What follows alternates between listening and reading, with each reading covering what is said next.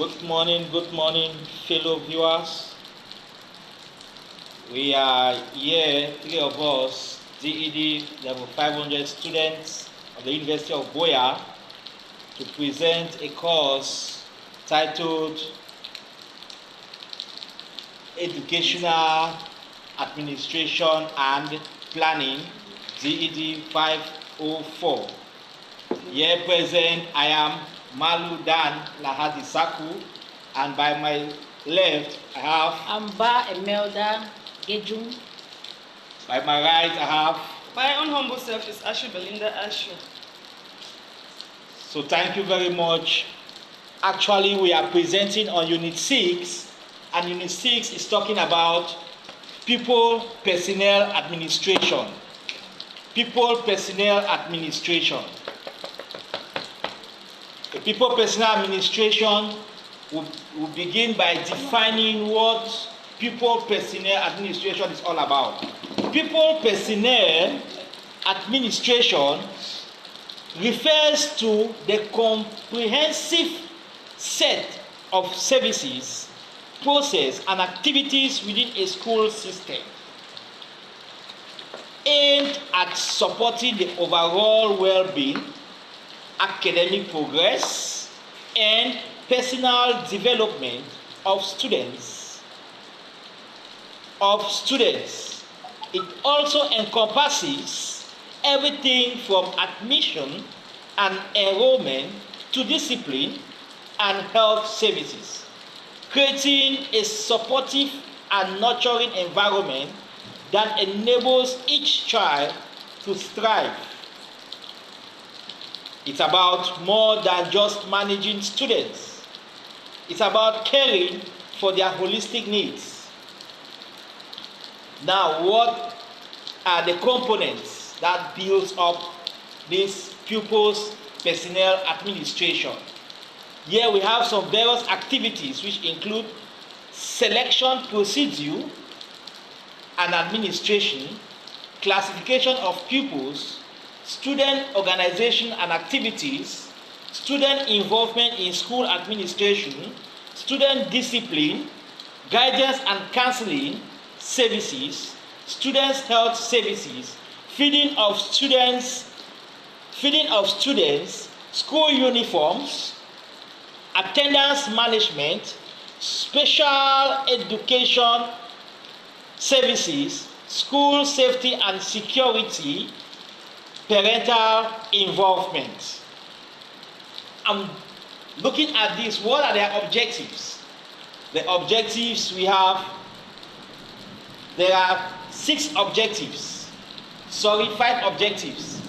In that 5 objectives, objective number 1, talking about describing how I will select and admit students in my school. Discuss reasons for organizing students' activities. Justify students' participation in school administration. Explain how you go about providing guidance and counseling services in our school. And finally, summarizing the principles that we will employ to maintain student discipline in our school. In those objectives, I'll be presenting on describing how. Madam Ba Emeda will be presenting on the guidance and counseling services, and Madam Ashu Belinda will be summarizing the principles. Straight away, I'm presenting on the title, one of the objectives, selection procedure and admission. Selection procedure. Before taking a pupil or a student in your school, what are the procedures and what are the administrative follow-up that you have to follow? The selection and administration of people are foundationally processed within pupil personnel administration. This process ensures that only qualified and suitable students are enrolled in an institution based on predefined criteria. Typically, the selection process includes the submission of academic reports, records, birth certificates, health certifications, and sometimes entrance examinations or interviews, depending on the level of education and institutional policy. Admission procedures are guided by policies that promote fairness, transparency, and inclusivity. For instance, public schools may follow zoning policies to ensure students or pupils attend schools within their residential areas, while private institutions may use merit-based criteria. The goal of the selection and admission process is to identify students who are likely to benefit from the school's offering while considering capacity and resources of the institution, as quoted by Subaga 2009.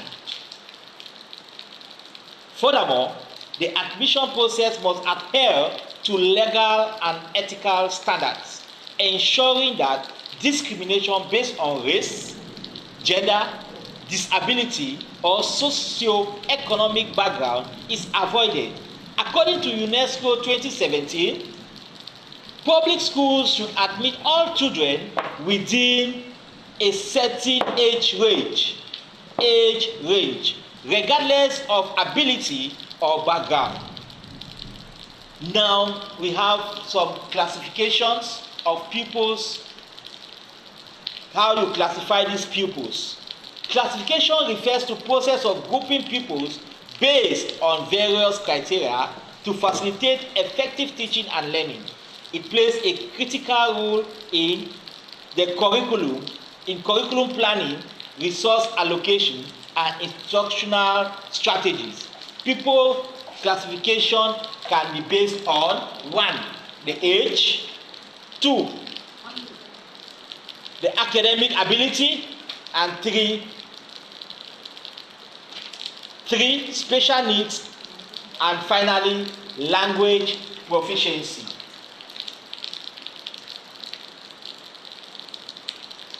To go further,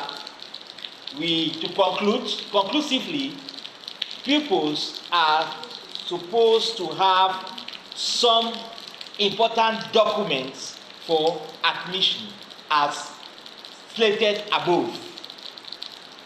Straight away, I'll be giving room to my next colleague who will be presenting on guidance and counseling services. Thank you. I am Ba Imelda Gidjum, and I'll continue from where my colleague Mr. Malu stopped, and I'll be talking on guidance and counseling services in schools. Among the most vital components of these administrative functions and the most vital components of administrative functions are guidance and counseling services, which aims to assist students to overcome barriers and to have good learning experiences and achieve a holistic growth.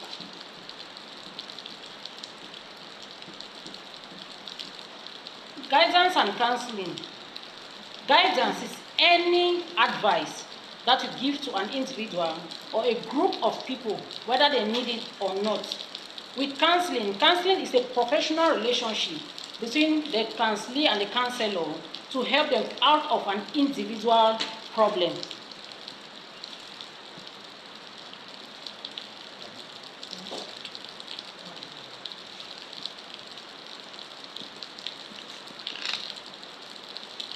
There are some key components of guidance and counseling.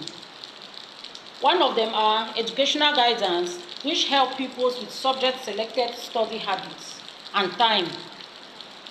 We have support of students setting academic goals and planning for higher education. We also have vocational career guidance. That's number 2, vocational career guidance. We also have personal social counseling. This addresses issues such as peer pressure, self-esteem, and all of that. We have crisis intervention.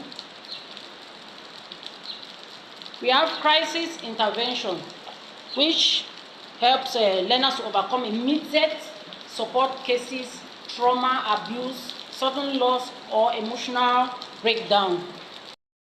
Okay, I'll discuss some of the functions of guidance counseling. One of them are to preventive functions. We have preventive functions, we have developmental functions, and we have remedial functions. Some importance of educational administration and planning. 1, we have a student-centered administration. We have improved academic outcomes.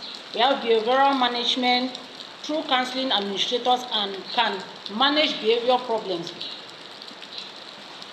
We also have career development planning, parental and community engagement. Some challenges in implementing guidance counseling and counseling services are: 1, we have lack of trained counselors, we have insufficient fundings and resources, we have high counselors to student ratio, we have limited awareness among stakeholders about the benefits. Some recommendations for effective implementations. We have employed trained professional counselors. Here, in a school setting, we want to look at the different means or ways in which we can reinforce guidance counseling in the school. One of them is to employ trained professional counselors.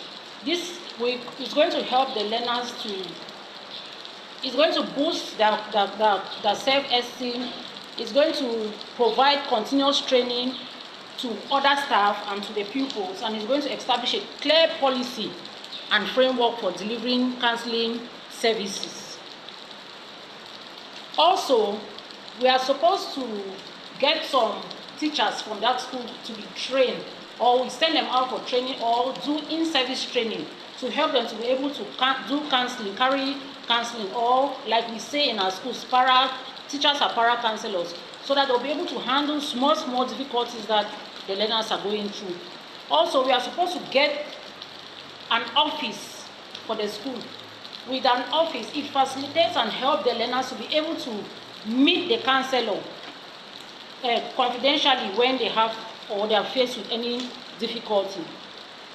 There should also be reinforcement of communication between the teacher and the learners, between the teacher and the administrator, between the teacher and the parents. There should be a very good, strong bond of communication and relationship.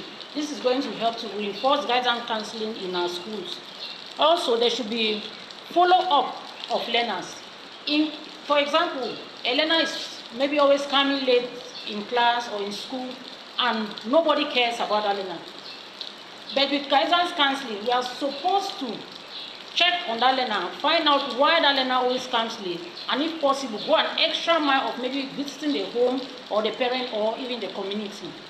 Another way in which we can reinforce guidance counseling, another recommendation in which we can reinforce guidance counseling in our schools is by educating the society, the public, for them to know the importance and benefits of guidance counseling. We also give feedback. For example, things that happen in the school system is good to be recorded to be able to help improve on that kind of problem for the school. So feedback should be given, records should be kept, and follow-up should be made. The school should also look for resource persons and places, resource materials to facilitate the process of guidance counseling. And referrals should also be made.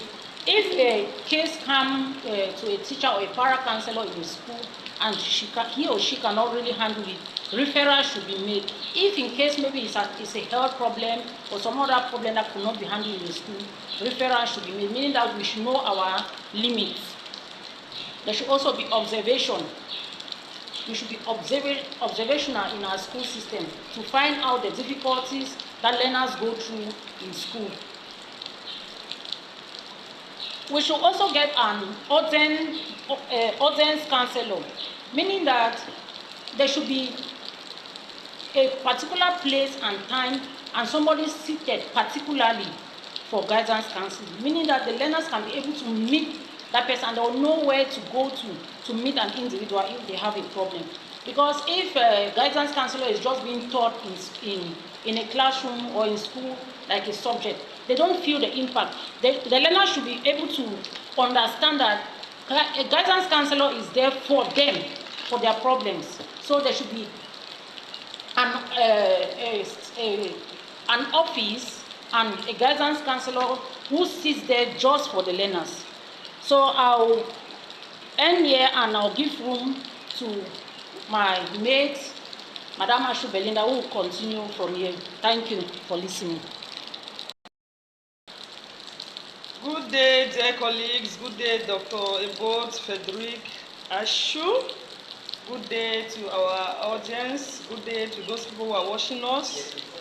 I want to thank my fellow colleagues who already spoke on our expose, and I will be presenting as the last person in this group. I am called Ashu Belinda Ashu.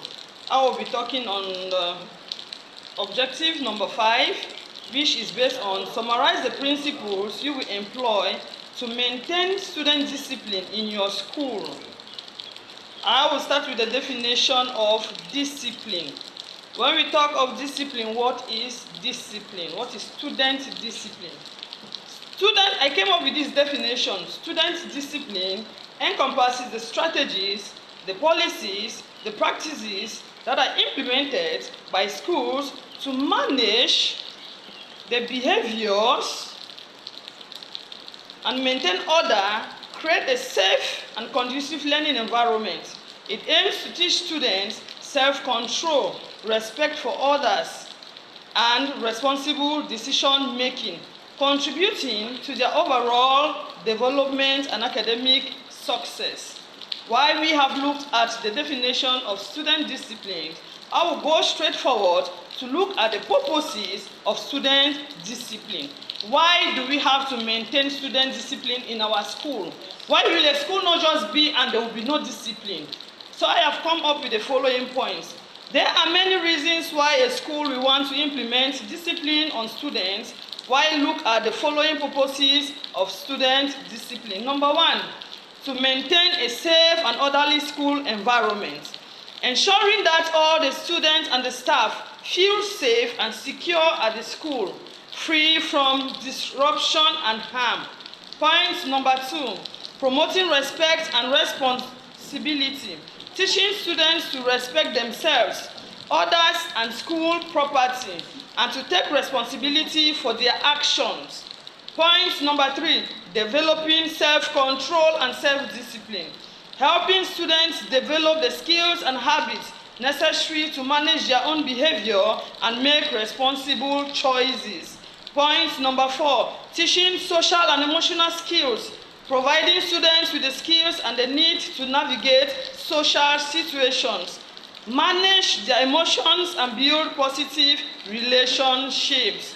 Point number 5, on how or why the purposes of student discipline, correcting misbehavior and preventing future offenses, addressing disciplinary incidents in a way that is fair, consistent, and aimed at correcting future offenses. Point number 6, creating a positive school climate, fostering a school climate that is positive, supportive, and respectful, where all the students feel valued and connected. Point number 7, improving academic achievement, reducing disruptions in the classroom, and creating a more conducive learning environment, which can lead to improved academic achievement. Now I will go straight forward to look at the principles or the guidelines on how we will employ to maintain student discipline. How, as a teacher, or how as a head teacher or how as a principal will go about to implement this discipline in our various schools, because we cannot just implement those disciplines anyhow, but there are principles that must be put in place. So we are going to look at the various principles on how to employ students' discipline in our various schools. My approach to students' discipline will be built on the following principles. Self-discipline. You as a teacher, or you as a head teacher, or as a principal, you must be self-disciplined. You should be self-disciplined. Set an example of high standards of behavior for the pupils to copy, your staff, and also be an example of discipline, behavior, both in and out of our classrooms. Point number 2, always seek to identify the possible cause of indiscipline. Adopt a positive and constructive approach. We should always try to see or seek and identify the reasons why these children behave the way they do before we implement our punishment on them. Point number 3, try to investigate thoroughly any case of indiscipline before taking action. Point number 4, maintain constant communication with the students and staff through effective use of the prefectorial committee system. Point number 5, wherever possible, seek the advice, cooperation, and support of the parents, local community leaders, and elders. So far as the school is concerned, we can't walk aside. We must always see that we get to the parents. We must always include the parents in decision making. So why not the student discipline? Why not school discipline? Whenever we want to discipline a child, we make sure that we bring the parents. Their concerns must count. Point number 6, establish a clear discipline policy based on principles of fairness, justice, and fairness. Point number 7, students' rules and regulations should be few in number and circulated for all to read on admission. Students are given a copy, while copies can be posted in each classroom. Number 8, above all, in effecting any disciplinary action, try to act in accordance with the regulations and procedures laid down by your employer. Sometimes you will have to punish students offenses committed. These punishments may include some of the punishments that we have to punish in our schools may include suspension.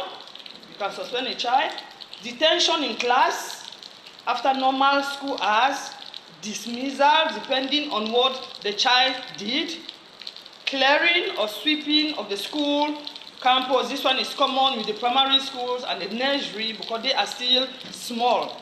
Digging a storm. This one is common with the secondary.